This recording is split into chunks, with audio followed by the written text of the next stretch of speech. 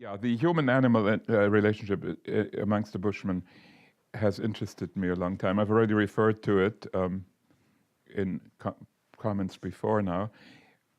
And I started on this in 1988 with a paper. I've continued it and it now features in my present research.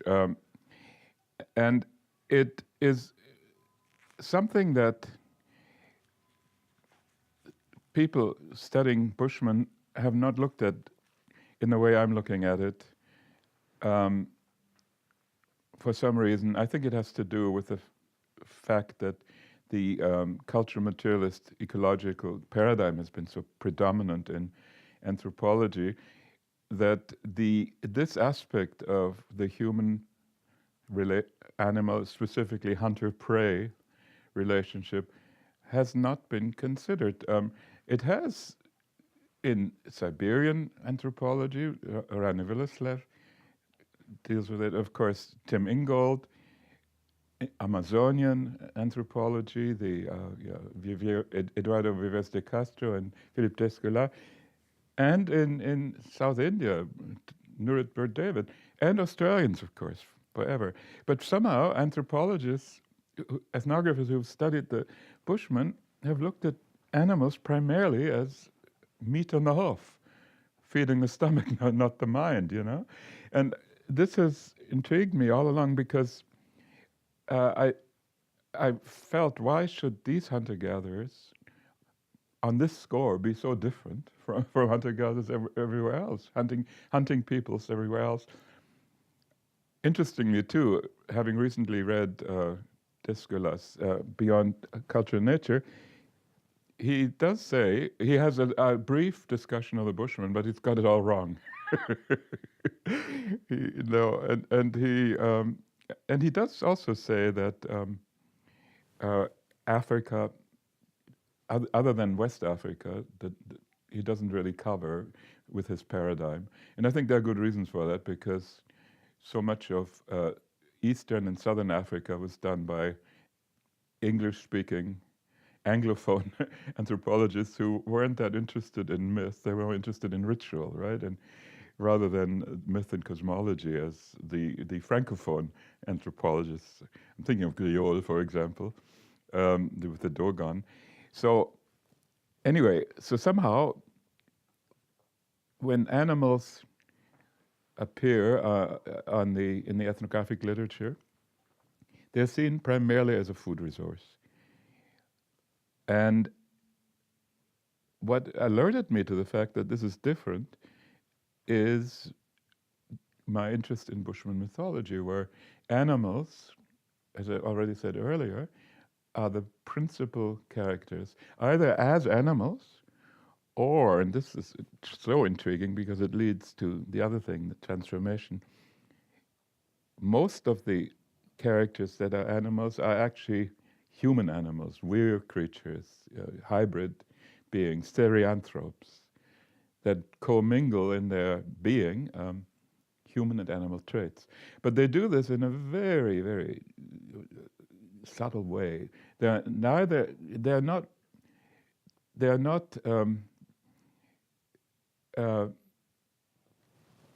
like the therianthropes. Many of them in Bushman myth they look like animals. They have the features of animals. For example, aardvarks burrow in the ground. Puff adder lays eggs in the Kalahari sand. But they aren't, when you ask the storytellers, well, are they animals? No, they're not animals, they're humans. So do they look like humans? No, they don't look like humans. Do they look more like humans than animals? No. Do they look more like animals than humans? No. Do they look like both? No.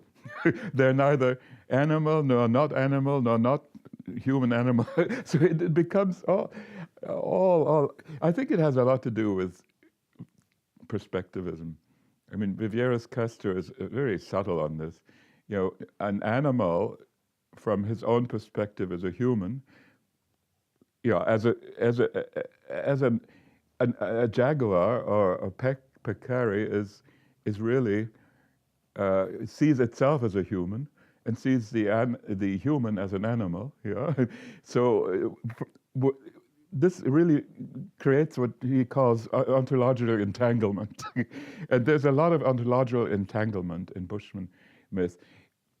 That's one thing that intrigued me. Now, in the 1988 paper, which was sort of stimulated by structuralism, I explained that because that interest in Bushman storytellers in terms of the ambiguity of the animal, being neither animal nor human, nor really a combination of both in any definable way. This ambiguity, this is a sort of, this incongruity stimulates the mind, you know, because Mary Douglas, all that stuff, you know, this sort of lack of defined contours of structure is something that is intrinsically, because it's counterintuitive, interesting. Boyer writes about that too, Pascal Boyer. And so, anyway, what I'm getting at in a roundabout way is that there is in myth clearly a strong interest in animals. The other thing, which is much more straightforward, is that when people are out in the veldt and see animals and hunt them and come back from either a successful or unsuccessful hunting trip, they will retell the hunt. You know, hunts and the animals encountered are fodder for stories. You know, they're grist on the story mill. So animals are talked about in myth, in the imagination, and also thought about, but that's the Levi-Straussian tack that I'm not taking so much. I'm more intrigued in how they stimulate the imagination rather than the mental structures and logical structures of the mind. That's the second thing, that animals encountered in the field, on the hunting ground, stimulate the imagination, which is forever engaged with animals. People talk about them, incorporate hunts into myth. You know, a hunt, a really exciting hunt, becomes talked about and gets more and more legendized until it is woven into the fabric of myth. And the other thing is animals that behave strangely. Sometimes that happens. A lion will just not leave the camp at night. He'll come night after night roaring for no apparent reason. Or you'll meet a jackal out in the veldt that sits right beside you and barks at you all the time. Or a hunter will have a bird land on his hand for no reason, chirping away. It's uncanny behavior of animals that alert people to the fact that there is something about animals here that warrants, that makes them interesting, intriguing. Why would an animal, a lion like that, come all the time to humans? Well, and then the explanations offered are often cast in mythic terms, that this is a shaman. This isn't really a lion, but a walking shaman who has transformed himself. So it's all of these things pointed me to the fact that animals are more than food. Yet in the ethnographic literature hitherto, this aspect is not recognized, not acknowledged. A little bit by George Silberbauer in Hunter and Habitat. He has a section in that, but certainly not the other. Like, for example, Richard Lee in his excellent monograph on women, work, and labor doesn't deal with it. The animal is basically meat. And then in reading the Tram archive, again, what I mentioned earlier, the Tram, well, I came across an interesting, fascinating phenomenon that I'm looking for and haven't hitherto really found, although yes, I have found some evidence for it. Something the Bushmen, the Tram referred to as tappings in the body. Like when a hunter thinks about an animal or comes close to an animal and engages with it, especially in certain types of hunts where you wound the animal with a poison arrow. It takes a long time to die, you track it, and then comes a moment, if it hasn't died during the night of the poison, but there come sometimes moments where the animal stands its ground, it's too weak to run further, and you get a sort of what McNiven calls the killing dialogue, where the animal and the hunter are eye to eye with each other. The hunter is about to dispatch the animal with the killing spear, and the animal stands and looks. And this is when these so-called tappings, as the call them, it's all part of what they call nganase, which are ritual observances that hunters have to follow.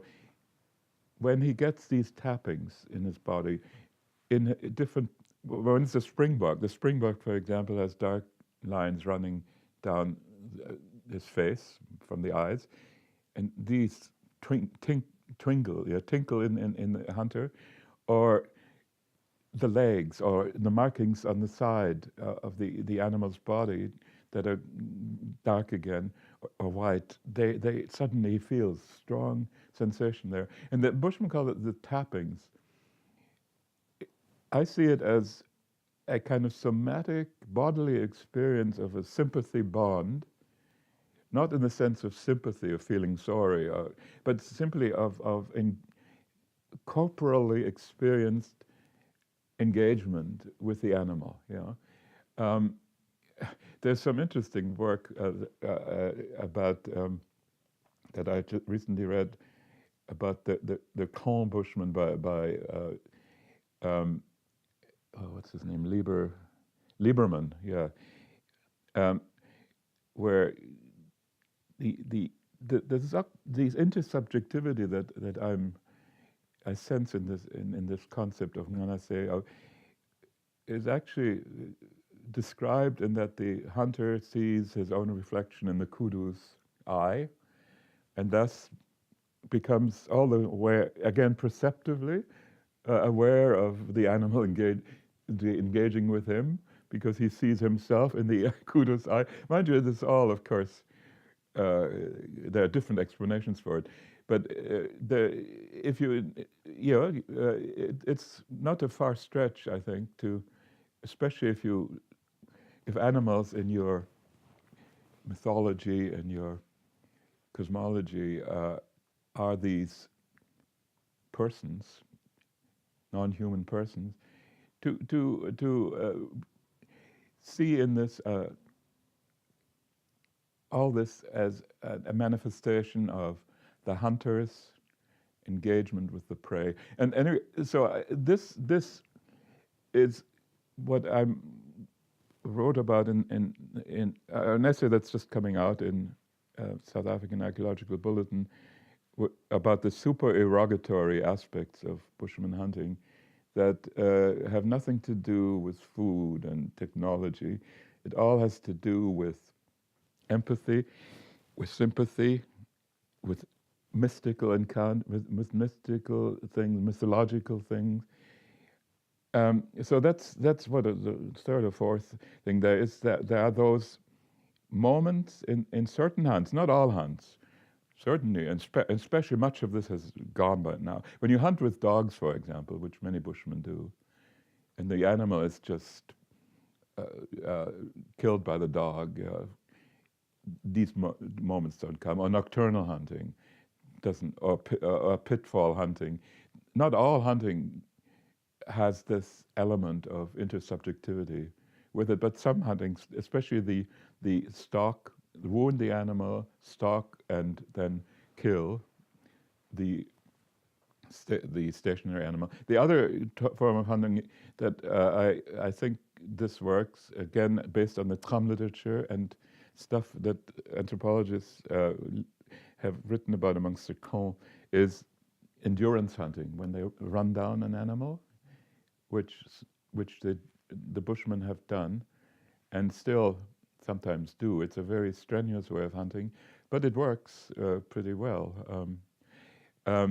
The other way in which there is an interesting encounter moment, not so much with the prey animal, because the prey animal has long been dead, but with the predator, because sometimes the San Bushmen have do that, as I've also read about it amongst Northern Kalahari Bushmen. Scavenging hunting, when you go to a prey site, either an animal you killed or a lion has killed, and the lion is there eating it, and you just chase the lion away, you know. And it's interesting how the Bushmen do that. They don't just throw stones at it or off, hush, hush, hush them away. They go, they approach. Richard Lee described this to me in a beautiful ethnographic vignette. They go close to the animal and they say to it, they use respect language, you know. You have eaten enough now. This is our food now. Go away now. You know, and they approach the lion, and the lion eventually runs off. Yeah. So hunting has elements to it that engage the myth. They engage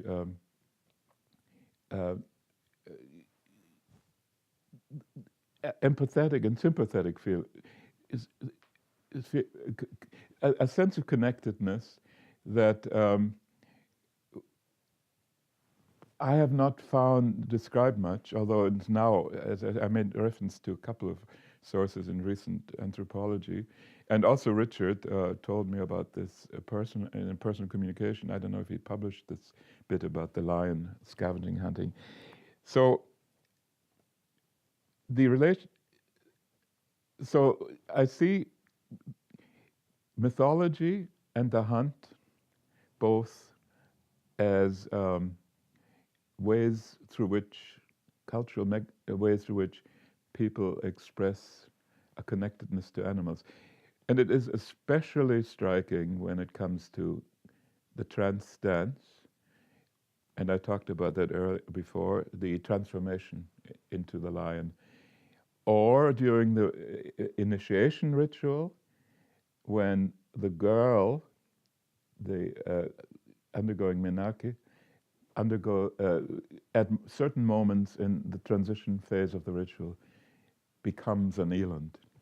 Not only that, she becomes an eland, but she also becomes a hunter of the eland. So it's a sort of multiple levels at which transformation goes on, which is also interesting because it fits into gender reversal, because the woman becomes a man, a hunter. And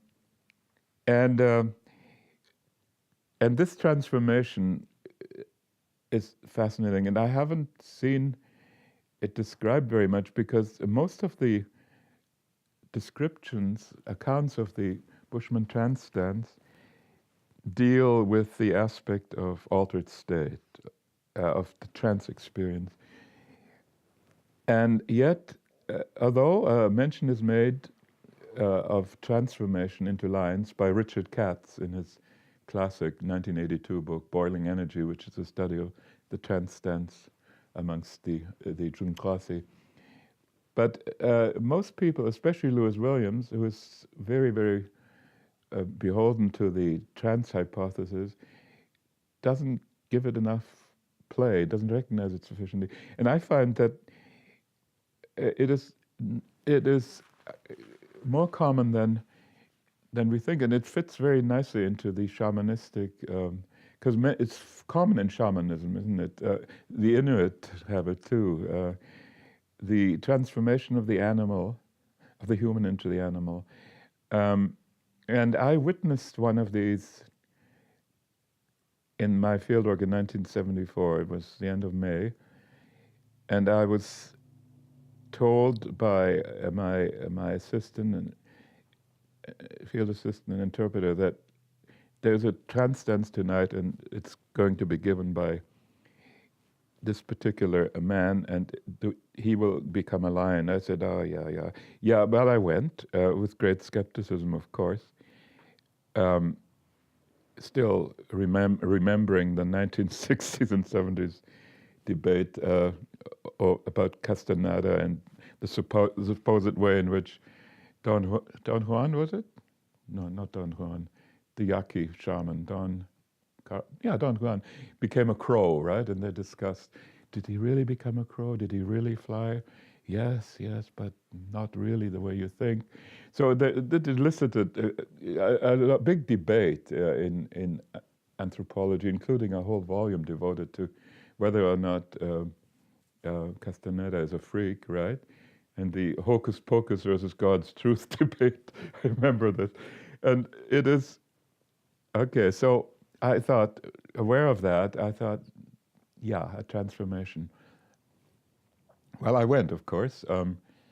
And what I witnessed was very, I could understand why people could see this was a line transformation. I could also understand why people might have doubts about it, those who are not part of the community of believers, as it were. What I observed, just strictly in empirical terms, what I observed was this man getting close to trance. He wasn't in full trance yet. And the more he got into this state, the more aggressive he became. Angry looking, a ferocious facial look. He also began to snarl at people and to bare his teeth and lunge at people. For a while he was on his fours, and chased people away. The most scary part was when he grabbed a small child, a 4-year-old child, and just grabbed it and held it to him and twirled it over his head and then dropped it to the ground. Fortunately, someone was able to catch it. So he was completely aggressive, and the fact that he attacked a child even underscored his demented state, or the fact that he is no longer human. What human attacks a little child?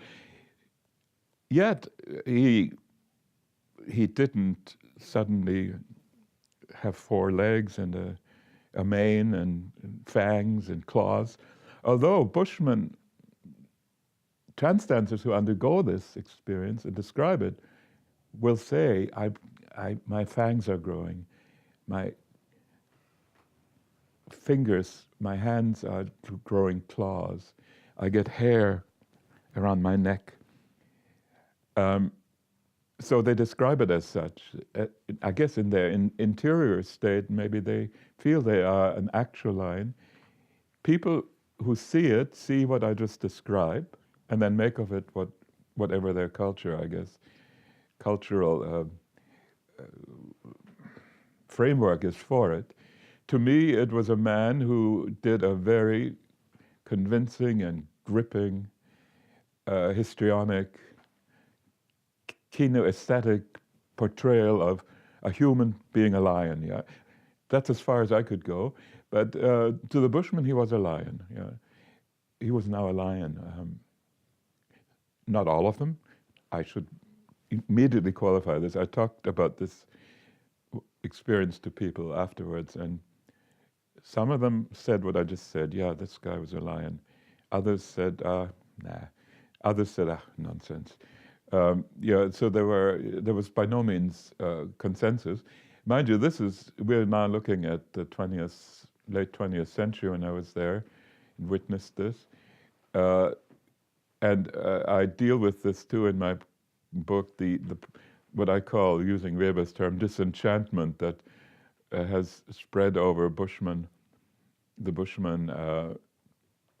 cosmology, and ever since the colonial period, that they believe less and less in magic and myth and ritual, and they become more and more, which has all to do with acculturation, with missionaries, with other things, traumatic experiences during the colonial period, which made them deal more with concerns having to do with naked survival, rather than with spirits. Anyway, so the relationship of Bushmen then with animals is very close. I see the so-called new animism, the relational ontology work, by people like Vivieres de Castro and Descola, and Willerslev and Ingold, all this, and also reading your book about yours and Austin's about the Inuit relationship to animals. There's a lot of resonance there, and the idea that the animal, Halliwell's idea, the animal is a non-human person. That's very much, that sums it up. And by this I also mean, as a person and another person, this other person and I, the human, have our own personal autonomy. It's not that we merge identities. We still each keep our own identity. The other keeps its own alterity. On the other hand, we are persons, and we share the same sentiments. I was reading your book. I came across the Inuit isuma, is it? The capacity to think like a human. So it isn't just sentience, it is more than that. It's human sentience even that is shared. Yet, at the same time, I don't want to say that they merge identities, humans and animals. No, they still keep very much their own identity. It's very much like, as I said before, the therianthropes of myth. They are animals and humans, but they're neither humans, nor animals, nor not humans, nor not animals. It's a very complicated ontological mess that state they're in. And this is what I'm working on now. I call it ontological mutability, manifested in, one, the therianthropic beings of Bushman myth and art, which is a motif that strikingly shows ontological fluidity, and in transformation as experienced by the transdancer and the initiant at his and her initiation rite.